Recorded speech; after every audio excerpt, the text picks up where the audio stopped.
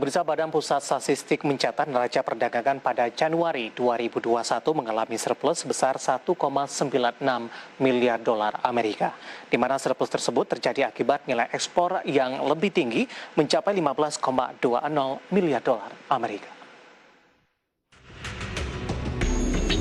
Badan Pusat Statistik mencatat neraca perdagangan pada bulan Januari 2021 sukses membukukan surplus sebesar 1,96 miliar dolar Amerika, di mana surplus tersebut terjadi akibat nilai ekspor yang lebih tinggi mencapai 15,2 miliar dolar Amerika, sedangkan nilai impor sebesar 13,34 miliar dolar Amerika.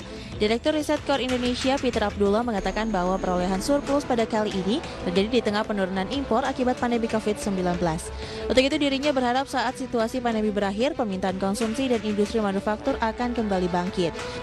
Meski demikian, pihak Core menilai surplus neraca perdagangan harus tetap disyukuri. Hal ini disebabkan harga komoditas yang lebih tinggi dibandingkan tahun lalu, sekaligus membuat aktivitas impor barang-barang industri ikut menunjukkan peningkatan. Adapun para analis memperkirakan bahwa neraca perdagangan tanah air masih akan memperoleh surplus selama pandemi terus berlangsung, dengan jaminan harga komoditas terus berada di level tertinggi. Meski demikian, surplus neraca perdagangan diprediksi akan mulai turun pada triwulan 3 dan 4 tahun ini. Berbagai sumber, IDEX Channel. Terima kasih untuk Anda yang masih bergabung bersama kami di Market Review, dan di segmen ini kita akan coba membahas topik yang berbeda, neraca perdagangan Januari dan kebijakan perdagangan di Indonesia. Saat ini kami sudah terhubung melalui via Zoom bersama dengan Bapak Fitra Faisal yang merupakan Direktur Eksekutif Next Policy. Kita akan langsung coba sapa saja Pak Fitra. Apa kabar Pak Fitra? Baik, Mas David, selamat pagi. Terima kasih Pak Fitra sudah meluangkan waktu di IDX Channel. Pak Fitra, ini neraca dagang Indonesia di Januari 2021 mengalami surplus, di mana angka ekspor Indonesia di Januari ini lebih tinggi jika dibandingkan dengan angka impor begitu. Dari data ini apa yang bisa kita analisis, Pak Fitra? Ya, yang pertama tentu ini cukup menggembirakan, ya, karena ini masuk dalam wilayah konsensus. Konsensusnya antara 1,5 sampai 2 miliar US dollar, artinya 1,96 miliar US dollar ini tidak terlalu mengejutkan, gitu ya. Tetapi ada beberapa hal yang mungkin kita bisa perhatikan. Yang pertama, kenaikan surplus ini atau surplus bulan Januari 2021 ini juga banyak dipicu oleh naiknya ekspor, ya. Secara year on year kita lihat bahwa Januari 2021 dibandingkan dengan Januari 2020 itu naik, ya, pertumbuhannya. Dan ini sebenarnya sudah menyiratkan sebuah turning point, ya. Selama tahun 2020, sebagaimana yang kita tahu, ekspor dan impor itu cukup terkontraksi lumayan signifikan, dan baru beberapa bulan terakhir ekspor secara year on year itu tumbuh positif, ya. Apalagi di bulan Januari 2021 ini tumbuhnya juga lumayan signifikan. Nah, yang sering dibicarakan berikutnya adalah dari sisi impor. Banyak yang juga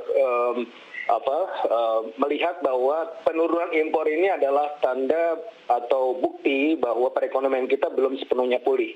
Tetapi saya melihatnya ini 50-50, iya dan tidak, ya. Karena kalau kita melihat tren, ini sebenarnya tren yang sangat bisa dimaklumi, ya. Kalau kita lihat misalnya, ya, kalau selama ini, ya, tren selama setengah semester atau paruh semester terakhir tahun 2020, kita melihat setelah impor month-to-month 2 bulan berturut-turut naik, bulan berikutnya biasanya turun. Dan ini pola yang ini terjadi juga ketika November naik month-to-month-nya impor, kemudian bulan Desember juga naik, di bulan Januari turun. Nah, ini adalah sebuah hal yang sebenarnya bisa dimaklumi, karena ini kita cuma melihat efek inventory saja. Bagaimana impor kemudian naik, dan di bulan Januari ini mungkin belum terlalu banyak, gitu ya, impornya, karena masih menggunakan inventory di beberapa bulan sebelumnya. Dan ini suatu hal yang sebenarnya tidak terlalu mengkhawatirkan menurut saya. Apalagi di bulan Januari kita juga melihat Purchasing Manager Index Indonesia Januari 2021 ini sudah masuk lagi ke wilayah ekspansi, dan bahkan merupakan yang tertinggi, ya, dari selama 6,5 tahun terakhir. Dan ini melanjutkan rally dari beberapa bulan sebelumnya, ya. Dari kita lihat setelah jatuh di bulan September, itu naik terus PMI-nya atau Purchasing Manager Index in Manufacturing di bulan Oktober, November, dan Desember. Nah, ini sebenarnya menunjukkan juga bahwa kinerja industri kita sudah mulai pulih, sudah on the right track. Impor manufacturing sebenarnya bukan menjadi masalah lagi, bukan karena turunnya kemampuan atau kapasitas produksi, tapi ini saya rasa lebih ke arah efek inventory saja. Begitu Mas David. Baik, Pak Fitra, dengan surplus neraca dagang Indonesia di Januari 2021, ada peran dari harga komoditas tidak Pak dalam hal ini?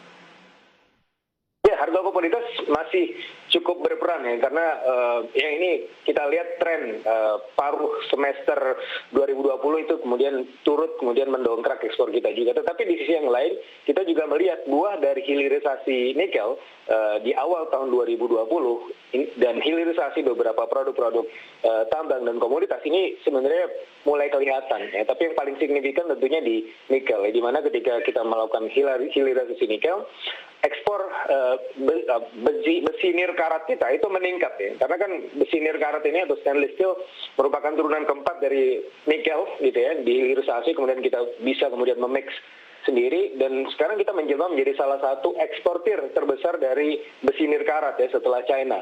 Nah, ini juga yang kemudian dipush oleh Uni Eropa ya, kemudian kita dipertanyakan kenapa kita melakukan moratorium sepanjang tahun 2020, karena ini dianggap merugikan mereka ya, mereka tidak dapat mendapatkan akses nikel ore secara murah sebagaimana sebelumnya, sehingga ya dengan dalam keadaan seperti itu mereka kehilangan daya saingnya, dan oleh karenanya mereka mengajukan ini ke WTO. Tapi saya rasa ini tuduhannya masih lemah ya. Di sisi yang lain ini menunjukkan bahwa strategi hilirisasi kita mulai kelihatan. Begitu, Mas David. Baik, di luar nikel ada kontribusi dari komoditas lain, Pak Fitra? Ya, jadi kalau kita lihat di beberapa negara tujuan ekspor ya, ini secara umum meningkat di Amerika Serikat gitu ya, di China, Jepang, sebagaimana yang dulu sempat kita diskusikan, ini ada dua faktor ya, dari relocation factor dan ada China factor. Nah, China factor ini dia tumbuh, China maksudnya tumbuh ya, mereka bahkan tidak mengalami resesi sama sekali, tetapi kondisi industri mereka masih suboptimal, sehingga mereka masih membutuhkan bahan baku dan barang industri dari ASEAN, termasuk dari Indonesia. Oleh karenanya ekspor kita batu bara, besi baja juga gitu kan, beberapa parts gitu ya, electronics itu juga meningkat ke sana. Begitu juga dengan Amerika Serikat dan beberapa negara besar lainnya, seperti misalnya Amerika Serikat, mereka sudah memikirkan ya untuk memindahkan basis produksinya dari China pindah ke tempat lain, seperti misalnya di ASEAN. Kenapa mereka melakukan ini? Karena ini adalah salah satu strategi pelebaran portofolio. Karena sebelumnya selama pandemi mereka belajar bahwa konsentrasi produksi yang terlalu signifikan di China itu sangat menyakitkan pada saat terjadinya shock, dan juga kemudian ini dipicu oleh US-China Trade War beberapa tahun belakangan, dan ini membuat Amerika Serikat melakukan strategi pelebaran portofolio dalam yang saya sebut sebagai relocation factor. Relocation factor ini mereka mencari tempat-tempat alternatif. Karena post pandemic ini mereka tidak lagi mengejar efisiensi. Efisiensi itu satu hal, tapi yang paling mereka kedepankan adalah resiliency. Dan oleh karena kita juga melihat ekspor kita di bidang electronics, terus kemudian di tekstil ya, pakaian jadi, juga agriculture itu juga meningkat ya ke negara-negara tersebut. Gitu Mas. Baik, dari beberapa poin ataupun dari beberapa data Pak Fitra, ini ada juga yang menarik Pak, di luar dari Amerika, kemudian juga dari China, tadi juga sempat Anda singgung juga begitu. Data surplus di Januari ini tidak menggambarkan perdagangan Indonesia dengan Tiongkok, di mana dalam hal ini Indonesia mengalami defisit dengan Tiongkok, kalau tidak salah sebesar 1,09 miliar dolar Amerika Serikat. Apa yang bisa disimpulkan dengan kondisi ini, Pak Fitra? Begini, dengan Tiongkok hampir tidak mungkin surplus ya, dengan keadaan apapun gitu. Jadi kita melihat negara-negara di dunia ini memang selalu mencetak defisit dengan Tiongkok. Tapi yang kita lihat adalah kita defisitnya di mana, gitu ya. Nah itu yang harus kita lihat. Ketika kita melihat mengimpor bahan baku dan barang kebutuhan industri, itu justru tidak masalah, karena itu akan kita gunakan untuk ekspor ke negara lain. Gitu. Jadi kita harus melihat ekosistemnya. Dan dalam konteks seperti ini sebenarnya defisitnya juga dipicu oleh semakin tidak bergantungnya perekonomian China kepada negara-negara alternatif. Karena kita lihat mereka sekarang industrinya sudah mulai bangkit lagi. Di paruh terakhir tahun 2020 mereka masih membutuhkan ASEAN. Nah, tapi sekarang tinggal strategi bagaimana kita bisa mempertahankan kebutuhan China kepada kebutuhan bahan baku di Indonesia dan juga ASEAN. Nah, ini sebenarnya PR-nya.